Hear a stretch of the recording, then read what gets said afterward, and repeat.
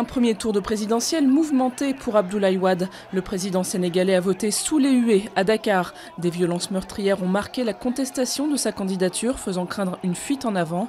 Plus de 5 millions d'électeurs sont appelés aux urnes pour choisir entre 14 candidats.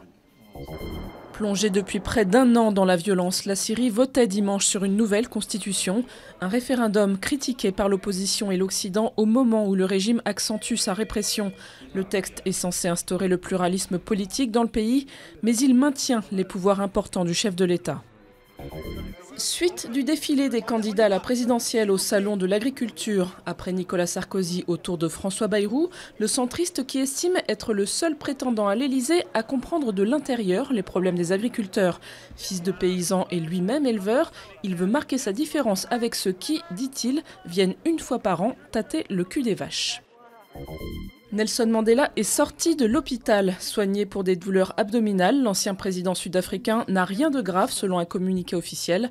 À 93 ans, le leader de la lutte anti-apartheid n'est plus apparu en public depuis la finale du dernier mondial de football en juillet 2010.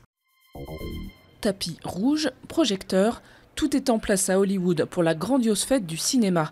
Avec 10 nominations et une pluie de récompenses à travers le monde, The Artist de Michel Hazanavicius est le favori de la 84e cérémonie des Oscars. Le film français, muet et en noir et blanc, vient défier sur leur terre les grosses productions américaines. Jusqu'ici, jamais un film non anglo-saxon n'a remporté la précieuse statuette.